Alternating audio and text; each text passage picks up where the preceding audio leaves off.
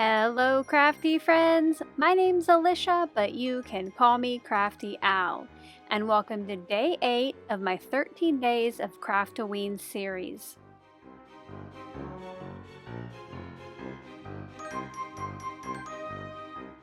Spellbinders generously sent me one of their 2025 Halloween Advent Calendars to open and share with you here on my channel.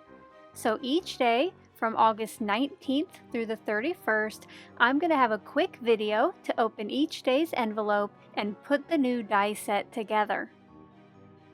For day 8, I used some cardstock scraps to cut out each of the dies, and then I started assembling.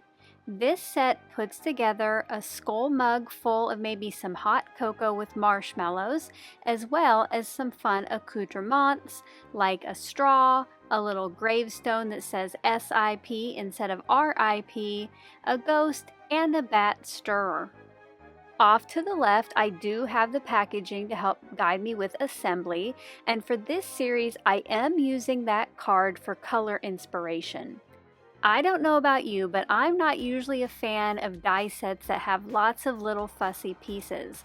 But what I like about Spellbinders is usually when they do have lots of pieces, they give you indentation marks on the die to help you with placement. For instance, on the skull mug, there were indentations for the eyes and the nose. And lots of times they'll give you a special piece that goes behind dies to help color in eyes and nose openings like they did with the ghost.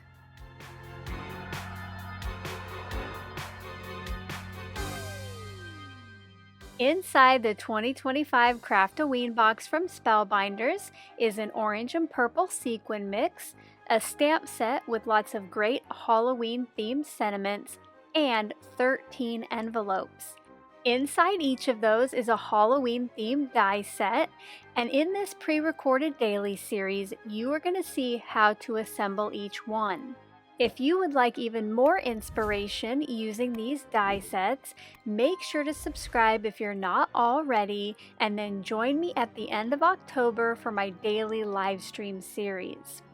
Not only will I be reopening each of the daily envelopes and getting crafty with them, but I will be giving out secret words, so if you don't already have a Craft-O-Ween box of your own, you can win one of 3 I'm giving away.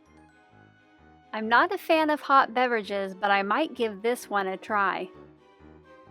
To display or kind of showcase all of the die sets that I'm putting together for this series, I made myself a set of 13 rounded tags.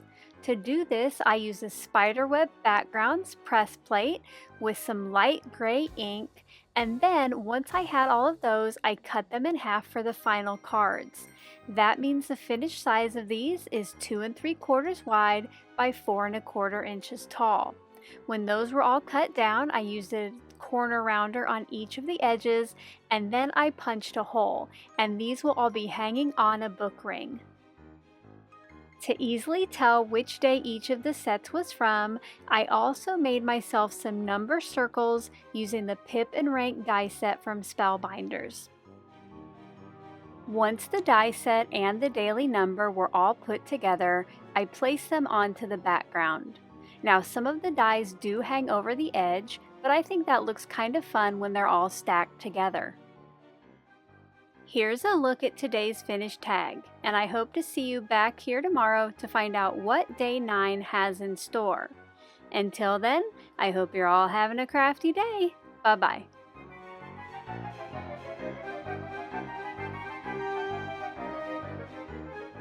Thank you so much for taking the time to watch all the way to the end of the video.